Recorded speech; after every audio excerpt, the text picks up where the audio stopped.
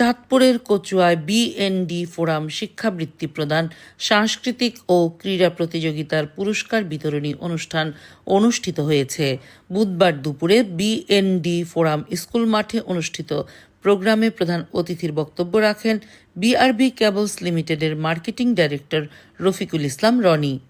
স্কুলের সভাপতি ইঞ্জিনিয়ার নির্মল চন্দ্র সরকারের সভাপতিত্বে ও বিএনডি ফোরামের সাধারণ সম্পাদক ইঞ্জিনিয়ার জীবন কানাই সরকারের পরিচালনায় বিশেষ অতিথির বক্তব্য রাখেন আশরাফপুর আহসানিয়া উচ্চ বিদ্যালয়ের প্রধান শিক্ষক মোহাম্মদ আলাউদ্দিন সোহাগ, উপজেলা কিন্ডারগার্টেন অ্যাসোসিয়েশনের সাধারণ সম্পাদক মোহাম্মদ আমির হোসেন, মেঘদার সরকারি প্রাথমিক বিদ্যালয়ের প্রধান শিক্ষক সুনীল চন্দ্র বাইন, সাচার সরকারি প্রাথমিক বিদ্যালয়ের সহকারী শিক্ষক মোহাম্মদ মাহবুব আলম, সামাজিক উদ্যোক্তা সাইফুল ইসলাম রনি, সমাজসেবক ডাক্তার মাসুদুর রহমান বাবুল, কচুয়া প্রেস ক্লাবের সাবেক সাধারণ সম্পাদক জিসান আহমেদ নান্নু, কুমিল্লা ভিক্টোরিয়া কলেজ সাংবাদিক সমিতি সভাপতি সাইফুল ইসলাম সুমন।